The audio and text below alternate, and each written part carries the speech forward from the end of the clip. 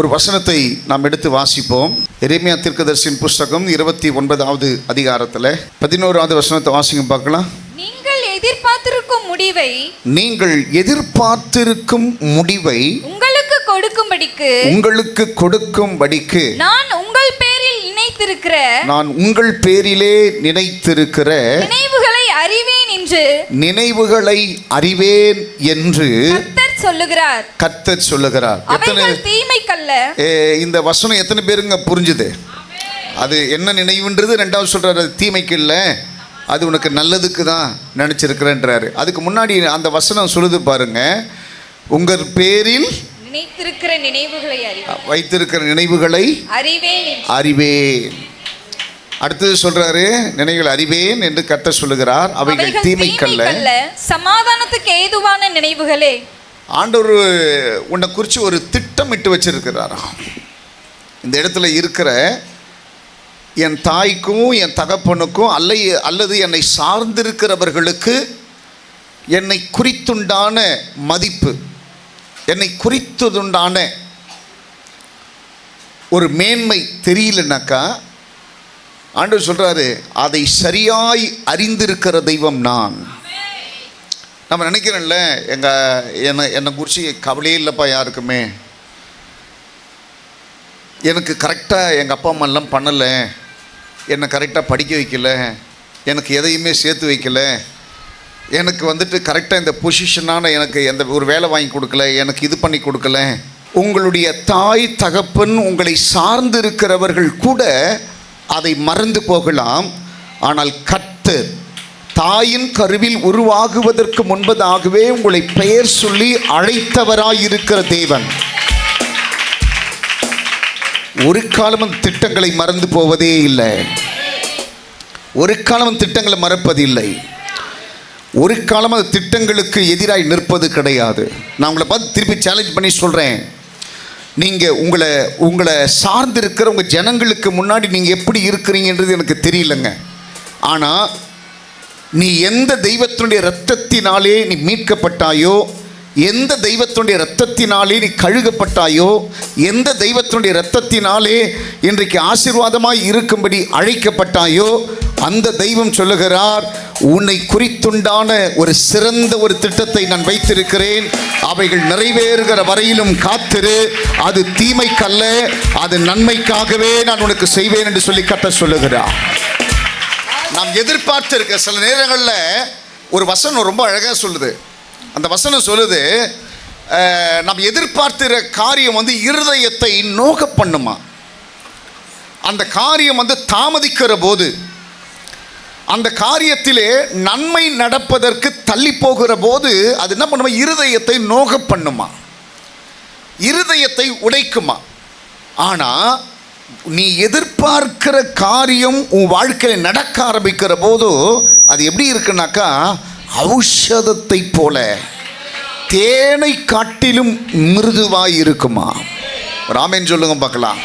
அல்லேலூயா. அவ்வளவு ஆசீர்வாதமாக இருக்கும். நான் இந்த இடத்துல இருக்கிறவளை பார்த்து கூட சொல்கிறேன், நீ எதிர்பார்த்துட்டு இருக்கிற காரியம் நடக்கலைன்றதுக்காக நீ சோர்ந்து போக வேண்டிய அவசியம் கிடையாது. நீ உடஞ்சி போக வேண்டிய அவசியம் கிடையாது. நீ உன்னுடைய தரிசனங்களெல்லாம் விட்டுட்டு, உன் ஜெபத்தை விட்டுட்டு, கடவுளை விட்டுட்டு ஒரு மாதிரி ஒடுங்கி போக வேண்டிய அவசியம்லாம் கிடையாது. ஆண்டவர் சொல்கிறாரு, எப்போ அவருடைய கரத்தினால கர்த்தர் உன்னை அந்நியர்களிடத்திலிருந்து கர்த்தர் உன்னை புறப்பட பண்ணினாரோ அப்போவே உன்னை குறித்துண்டான சரியான தீர்மானத்தை கர்த்தர் வைத்து விட்டார். அல்லேலூயா. யோசேப்பினுடைய தாய்க்கு 2 பிள்ளைங்க தான். ஒன்று யோசேப்பு, இன்னொருத்தன் பெஞ்சமின். 2 பேர் தான். இந்த 2 பேரும் மற்ற சகோதரர்களுக்கு முன்னாடி கனமில்லாமல் இருந்தாங்களாம். 2 பேரும் மற்றவர்களுக்கு முன்னாடி ஒடுக்கப்பட்டிருந்தாங்க. ஆனால் என்ன இதுனாக்கா, அன்னைக்கே ஆண்டவர் அவர்களை குறித்து சரியான ஒரு தீர்மானம் பண்ணி, அடுத்த இவர்கள் போகக்கூடிய நாட்களில் இவருடைய வாழ்க்கையில் நான் என்ன செய்வேன்றத அடிப்பெறலாமல் யோசேப்புக்கு தரிசனமாய் கர்த்தர் காண்பிச்சாராம். சிலருடைய வாழ்க்கையில் அந்த தரிசனங்கள் கூட அவங்களுக்கு கிடைக்காது. சிலருடைய வாழ்க்கையில் வாக்குத்தத்தங்கள் கூட அவங்களுடைய வாழ்க்கையில் அப்படியே பொய்த்து போனதை போல இருக்கும். பக்கத்தில் கைப்பிடி சொல்லுங்க பார்க்கலாம். ஆனால் ஒரு காலமும் கர்த்தர் உன்னை மறந்து உன்னை விட்டு விலகி நிற்கிறவர் அல்ல. உனக்கு சொன்னதை செய்கிறவர். உன்னை விட்டு ஒரு காலமும் அவர் விலகவே மாட்டார். எத்தனை பேர் ஆமென் சொல்லுவீங்க? அல்லேலூயா. இந்த இடத்துல இருக்கிற நான் எல்லாரையும் பார்த்து சொல்கிறேன், உன்னை குறித்து ஒரு சரியான தீர்மானம் ஆண்டவர்கிட்ட இருக்கு. உன் வாழ்க்கையில் இதெல்லாம் செய்யணும். நாளைக்கு உன்னுடைய ஆயுஷ் நாட்கள் கூட்டி கொடுக்கிற போது உனக்கு இந்த நன்மை நடக்கணும், உனக்கு இந்த அற்புதம் நடக்கணும், உனக்கு சரீரத்தில் இந்த பலனை கர்த்தர் கொடுக்கணும், இந்த மாதிரி ஒரு உயர்வை கொடுக்கணும், உனக்கு ஒரு போஸ்டிங், உனக்கு ஒரு ஆசீர்வாதம், உனக்கு ஒரு மேன்மை, உனக்கு ஒரு உயர்வு, உனக்கு ஒரு எல்லா காரியங்களிலும் ஒரு வித்தியாசம், இதெல்லாம் செய்யணும்னு சொல்லிட்டு கர்த்தருடைய திட்டம் உனக்கு மேலே கண்டிப்பாக இருக்கும். கண்டிப்பாக இருக்கும். கண்டிப்பாக இருக்கும். அந்த திட்டம் இல்லாமல் யாரையும் கர்த்தர் இந்த இடத்துல அழைப்பது கிடையாதுங்க. அதனால தான் சொல்கிறாரு, ஆண்டவர் சொல்கிறாரு, நம்பிக்கையிலே சந்தோஷமாக இருங்க. பக்கத்தில் இருக்கிறவங்கள பார்த்து கைப்பிடி சொல்லுங்க பார்க்கலாம். உன்னை குறித்து கர்த்தர் வைத்திருக்கிற திட்டத்தை பொய்த்து போக விடாமல் அதை நிச்சயமாக ஆசீர்வாதமாக மாற பண்ணுவார். ஆமென். அதனால தான் இன்னொரு இடத்துல சொல்றாரு, உன் நம்பிக்கை வீண் போகாது, உன் நம்பிக்கை வீண் போகாது, உன்னை குறித்துண்டான தரிசனம் வீண் போகாது, உன்னை குறித்துண்டான வாக்குத்தத்தங்கள் வீண் போகாது, உன்னை குறித்துண்டான தீர்க்க தரிசனங்கள் வீண் போகாது.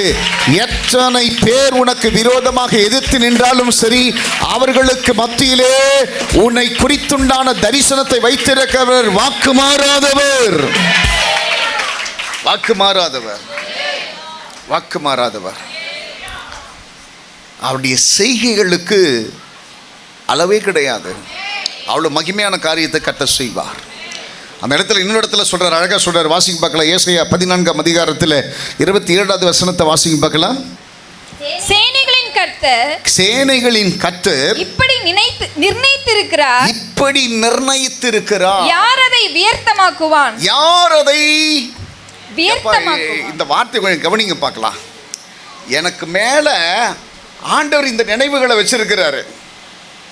இப்போ பாருங்க, என்ன பாருங்களேன், எனக்கு உண்டான ஒரு பெரிய ஒரு திட்டம் ஆண்டவர் வகுத்துட்டாரு. உன்னை நான் இந்த ஸ்தானத்துக்கு நான் கொண்டு வந்துடுவேன்ட்டு வச்சிட்டாரு. அடுத்து சொல்கிறாரு, அதை யார் தடை பண்ண முடியும்?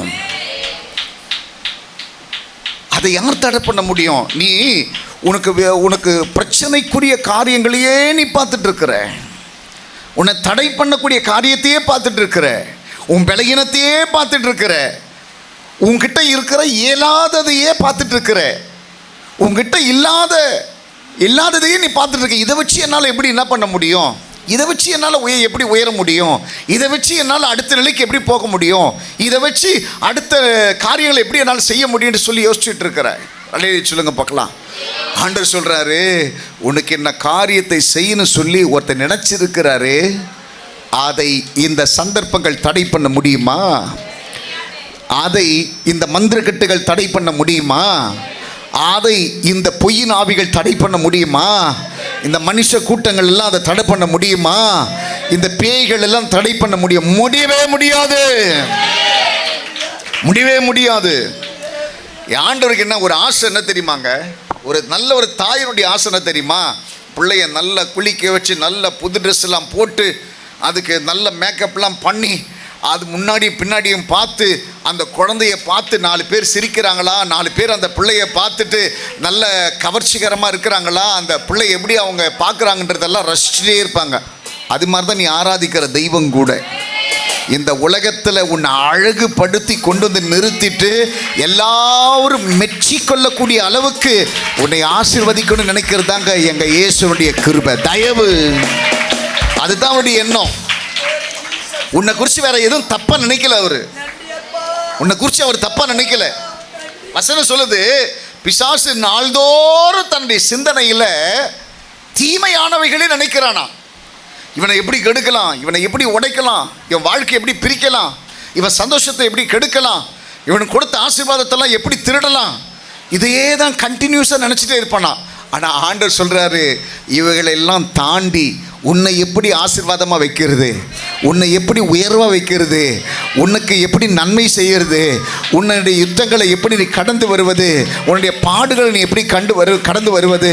ஒவ்வொரு முறையும் சொல்கிற, நீ பயப்படாத, இன்னும் கொஞ்சம் தூரத்தில், இன்னும் கொஞ்சம் தூரத்தில், இன்னும் கொஞ்சம் தூரத்தில் உனக்கு நன்மையானவைகளை செய்கிற தேவன் நான் உன்னோடு கூட இருக்கிறேன். எதை கண்டு பயந்திராத.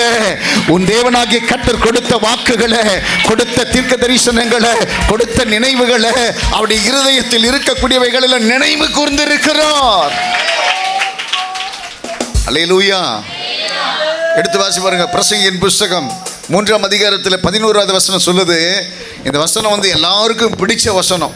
வாசிங்க பார்க்கலாம். அவர் சகலத்தையும் அதினதின் காலத்திலே நேர்த்தியாக செய்திருக்கிறார். இந்த வசனத்தினுடைய ஆழம் என்ன தெரியுமா? அவர் எல்லாவற்றையும் அதினதின் காலத்திலே அழகா ஒழுங்கின் பிரகாரமாய் செய்கிற தெய்வமா. ஒழுங்கு பிரகாரமா செய்யறா. எப்படி செய்யறவரா? ஒழுங்கு பிரகாரமா செய்வாரா. என்ன ஆச்சரியங்க. நம்ம நினைப்பில்ல, இந்த மாதம் எனக்கு நடந்திருக்கணும், இந்த மாதம் எனக்கு இது கிடச்சிருக்கணும், இந்த மாதம் எனக்கு நான் எப்படி இருக்க போகிறேன், நான் என்ன பண்ண போகிறேன் அப்படின்னு நினச்சிட்டு இருக்கோம்ல. நம்ம ஆண்டவர் சொல்கிறாரு, இது கிடைக்கலன்னாக்கா உனக்கு நன்மைக்காகத்தான். இது கிடைச்சதுன்னா உனக்கு நன்மைக்காகத்தான். அவர் தீமை செய்கிற தேவன் அல்ல. அவருக்கு தெரியும் அடுத்த கட்டம் உனக்கு சோர்ஸே இருக்காது. அடுத்த கட்டம் உன்னால் அந்த மற்ற நிலைக்கு உன்னால் போக முடியாது. அந்த நிலைப்பாடுகளை நீ அறிந்து கொள்ளுகிற போது அவர் அற்புதங்களை செய்கிறவராக உனக்கு மாறுகிறார். அவர் அற்புதங்களை செய்கிறவராக மாறுறாரா? எத்தனை பேர் ஆமென் சொல்லுவீங்க? அல்லேலூயா, அல்லேலூயா, அல்லேலூயா, அல்லேலூயா, அல்லேலூயா. இன்றைக்கெல்லாம் பார்த்தீங்கன்னாக்கா குழந்தைங்க பிறக்கிறப்பவே குழந்தைங்க எந்த ஸ்கூலில் சேர்க்கணும், என்ன படிக்க வைக்கணும், அவங்கள எப்படி கொண்டு போகணும், என்ன பண்ணணும், வயிற்றில் இருக்கிறப்பவே. ஒரு ஆமென் சொல்லுங்க பார்க்கலாம். என்னம்மா? வயிற்றில் இருக்கிறப்பவே அந்த குழந்தைக்கு உண்டான தீர்மானங்கள் எல்லாம் பண்ணி வச்சுருவாங்க. அவங்க குழந்தை இப்படி படிக்க வைக்கணும். நீங்கள் ஆசைப்படுறதுல நான் தப்புன்ட்டு சொல்லவே மாட்டேன். ஆசைப்படுறது தப்புன்ட்டு சொல்லவே மாட்டேன். நல்ல ஆசைப்படணும். குழந்தைக்கு மேலே, வயிற்றுக்கு மேலே இப்போ மாசமாக இருக்கிறவங்களாம் பிள்ளையினுடைய பிள்ளைக்கு மேலே கையை வச்சு ஜெபம் பண்ணிட்டு, நான் ஆண்டவரே இது கர்த்தர் கொடுத்த ஆசீர்வாதம், இது கர்த்தர் கொடுத்த ஆசீர்வாதம், ஆண்டவரே இந்த பிள்ளை உமக்கு பிரியமான பிள்ளையாக இருக்கணும், இவன் உம்முடைய வார்த்தைகளுக்கு பயப்படுறவனாக இருக்கணும், இது என் ஆண்டவரை மகிமைப்படுத்தக்கூடிய பிள்ளையாக இருக்கணும், எங்களுக்கு பிரியமான பிள்ளையாக இருக்கணும். ஒரு ஆமீன் சொல்லுங்க பார்க்கலாம். அல்லேலூயா. அந்த பிள்ளையினுடைய காதுகள் கேட்குமா? நீங்கள் பண்ணுற செயல்கள் எல்லாம் பிள்ளை பார்த்துட்டு இருக்குமா? அல்லேலூயா, அல்லேலூயா, அல்லேலூயா. அந்த ஆண்டவர் கொடுத்த அந்த பிள்ளைக்கு மேலே உங்களுடைய விருப்பத்தை எல்லாம் நீங்கள் பேசணுமா? அந்த பேசக்கூடியதெல்லாம் கர்த்தர் அப்படி செய்வாராம். வசனம் சொல்லுது, அவர் உன்னுடைய மன விருப்பத்தின்படி தந்தருளி உன் ஆலோசனைகளை எல்லாம் நிறைவேற்றுவார். கணவன் மனைவி பிள்ளைகள் எல்லாம் ஒன்றாக சேர்ந்து ஒரு தீர்மானம் பண்ணணும். நம்மளுக்கு என்ன காரியத்தை செய்தார், அடுத்தது என்ன காரியத்தை நமக்கு செய்யணும், நமக்கு என்ன காரியத்தை கர்த்தர் நடத்தணும், நமக்கு என்னென்ன தேவைகள் இருக்குது, என்னென்ன பண்ணணும், எது பண்ணால் நம்ம பிரச்சனை தீரும். எல்லாரும் ஒருமனப்பட்டு பேசணுமா? அல்லேலூயா. ஒருமனப்பட்டு கர்த்தருடைய சமூகத்தில் சொல்லணுமா? அப்படி சொல்லுகிற போது அதற்குண்டான நன்மைகளை தேவன் நமக்கு செய்து நம்மை சந்தோஷப்படுத்தி நம்மை ஆசீர்வதிக்கிறவராக இருக்கிறார். அல்லேலூயா, அல்லேலூயா, அல்லேலூயா, அல்லேலூயா, அல்லேலூயா. அழகாய் திட்டமிட்டு ஒவ்வொரு காரியத்தையும் அவ்வளவு சீராய் செய்கிறவரா. அவருக்கு நிகர் இந்த உலகத்தில் வேறு யாருமே கிடையாதுங்க. அவருக்கு நிகர் இந்த உலகத்தில் யாருமே கிடையாது. அவரை போல அன்புள்ளவர் யாரும் கிடையாது. இன்றைக்கி நமக்கு தான் அவருடைய அன்பை புரிஞ்சிக்க முடியல. அவர் நமக்கு மேலே வச்சுருக்க திட்டத்தை தெரிஞ்சிக்க முடியல. யோனாவை குறித்து ஆண்டவருக்கு ஒரு திட்டம் இருக்குது. அவனுடைய ஸ்தானத்தெல்லாம் மீறி இந்த பாமரனை கொண்டு நினிவேயனுடைய பட்டணத்தை நாம் மீட்க போகிறேன்ட்டு கர்த்தருக்கு ஒரு பெரிய திட்டம் இருந்தது. ஆனால் அந்த திட்டத்தை புரிந்து கொள்ளக்கூடிய அளவிற்கு அந்த மனுஷனுக்குள்ள என்ன இல்லை? கிருபை இல்லை. அந்த திட்டத்தை புரிந்து கொள்ளக்கூடிய அளவுக்கு அந்த மனுஷனுக்குள்ள அந்த அந்த விளங்கக்கூடிய சக்தி இல்லாமல் போச்சான்.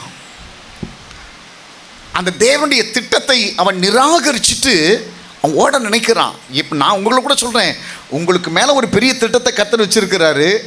அந்த திட்டத்தை தயவு செய்து சொல்கிறேன், நிராகரிக்க நினைக்காதீங்க. நிராகரிக்க நினைக்காதீங்க. எப்பவுமே சொல்லுவேன், ஆண்டவர்கிட்ட பேசுகிறப்ப சொல்லுவேன், ஆண்டவரே என்னை குறித்து உங்களுடைய திட்டம் என்னவோ அதன்படி என்னை நடத்துங்க. ஆண்டவருடைய திட்டம் உங்கள் வாழ்க்கையில் நடந்ததுனாக்கா எந்த மூலையிலையும் நீங்கள் முடங்கி போக மாட்டீங்க. யாருக்கு முன்னாடி நீங்கள் கை கட்டி நிற்க மாட்டீங்க. உங்கள் மேலே இருக்கிற கர்த்தருடைய உங்கள் விருப்பம் நிறைவேறதை விட கர்த்தருடைய திட்டம் உங்கள் வாழ்க்கையில் நிறைவேறிச்சுனாக்கா யாருக்கு முன்னாடி கையேந்தி நிற்க மாட்டீங்க. யாருக்கு முன்னாடி முடங்கி போக மாட்டாங்க. யாருக்கு முன்னாடி வெட்கப்பட மாட்டீங்க. எந்த இடத்துலையும் போயிட்டு யாருக்கு முன்னாடி ஒன்றுமில்லாமல் போக மாட்டீங்க. ரொம்ப ஆசீர்வாதமாக இருப்பீங்க. அதனால தான் நல்ல கடவுளுடைய பிள்ளைங்க தேவனுடைய திட்டத்தை அறிந்து செயல்படுவாங்க. ஆண்டவர்கிட்ட பேசணும், ஒவ்வொரு நாளும் பேசணும். ஆண்டவரே என்னை குறித்துண்டான உம்முடைய திட்டங்கள் எனக்குள்ளே நடப்பதற்கு என்னை உம்முடைய கரத்தில் தருகிறேன். ஒவ்வொரு நாளுங்க ஆண்டவர் கரத்தில் நம்ம சரண்டர் பண்ணி கொடுக்கணும். நீ மனுஷன் இல்லைப்பா, நீ தெய்வம். மனுஷனை உதாசீனப்படுத்துறதை பார்த்துருக்கிறேன். மனுஷனை தூக்கி எறிஞ்சதை பார்த்துருக்கிறேன்.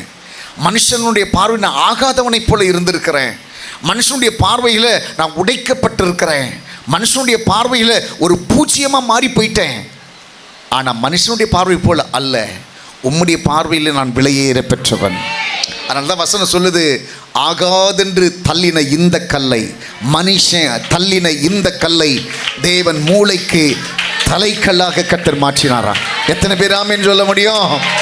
அப்படிப்பட்ட தங்கையாய் ஆண்டவர், அப்படிப்பட்ட தங்கம். நீ இவெல்லாம் வேஸ்ட் தூக்கி போட்ட ஒருத்தனை தான் கர்த்தர் பயன்படுத்தினாரா? ரலிலே சொல்லுங்க பார்க்கலாம்.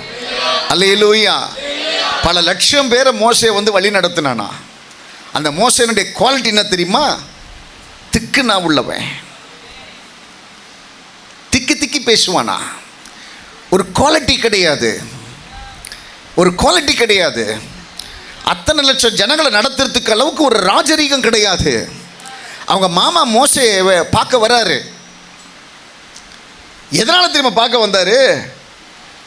இவன் ஏன் ஆடை மேய்ச்சிட்டு இருந்த மோசே அவ்வளோ ஜனங்களை நடத்துறேன்ட்டு சொல்லி எல்லாமே சொல்கிறாங்களே, அவனை போய் நான் பார்க்கணுன்ட்டு ஆச்சரியப்பட்டு தாங்க வந்தார்.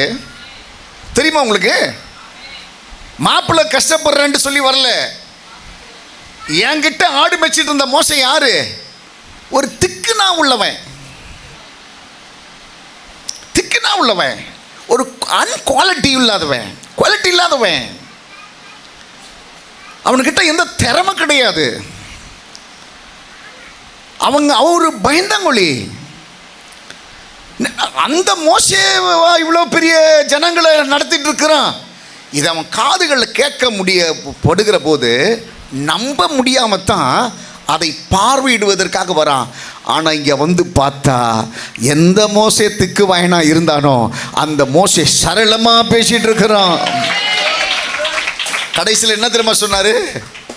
மாப்பிள்ள, இவ்வளோ லட்சக்கணக்கான ஜனங்களை நீ ஒருத்தன் மாத்திரம் நியாயம் விசாரிக்க முடியாது. அதனால் உனக்குள்ள நீ என்ன பண்ணு, அநேகரை நீ ஆயத்தப்படுத்துன்னு சொல்கிறாரு. இவனால் நம்ப முடியல. எத்தனை பேர் ஆமேன்னு சொல்லுவீங்க? அது போல தான் நான் இன்றைக்கி உங்களை பார்த்து சொல்கிறேன். யாருடைய பார்வையில் நீங்கள் அற்பமாக இருந்தாலும் அவர்களுடைய பார்வையில் நீங்கள் மெச்சிக்கொள்ளக்கூடிய அளவிற்கு என் ஆண்டுடைய திட்டம் உங்கள் தலைக்கு மேலே வைக்கப்பட்டிருக்கிறது.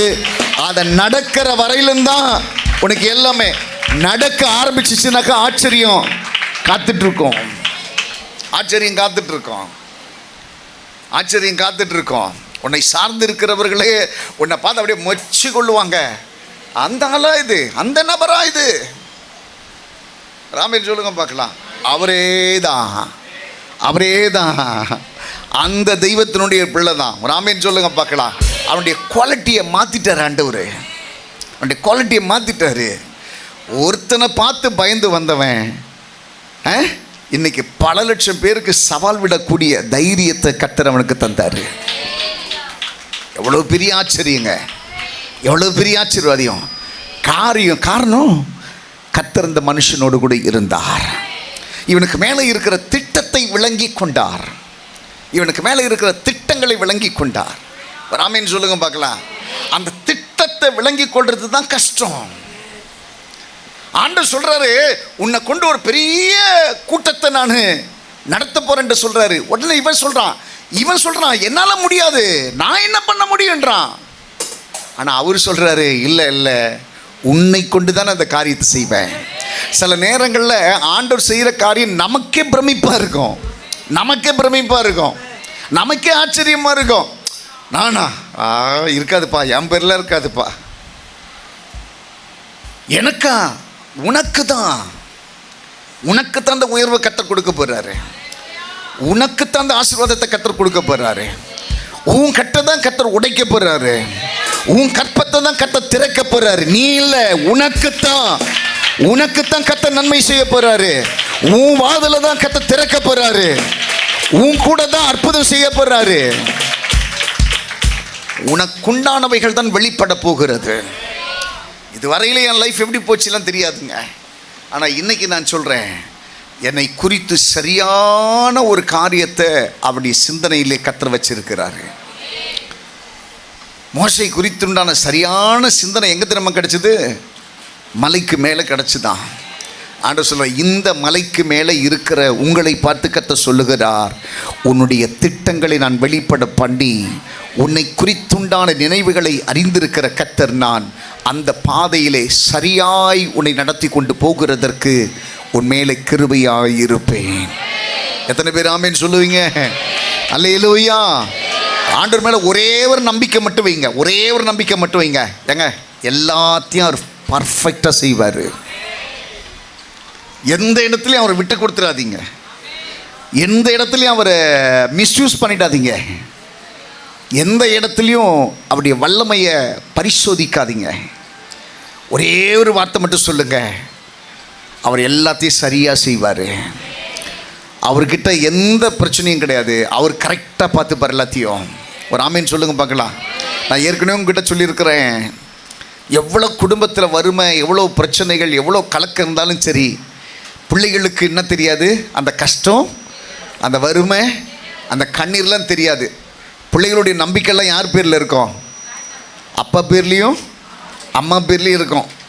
அந்த பிள்ளைங்க கரெக்டாக விளையாடிட்டு பசிக்கிற நேரத்தில் வந்து யார்கிட்ட கேட்கும்? சாப்பாடு கேட்கும். அதுங்களுக்கு ஒரு நம்பிக்கை இருக்குது. பசிக்கிற நேரம் வந்துருச்சுனாக்கா எங்கள் அப்பா எங்கள் அம்மா எப்படியாவது எனக்கு சாப்பாடு கொடுத்துருவாங்க.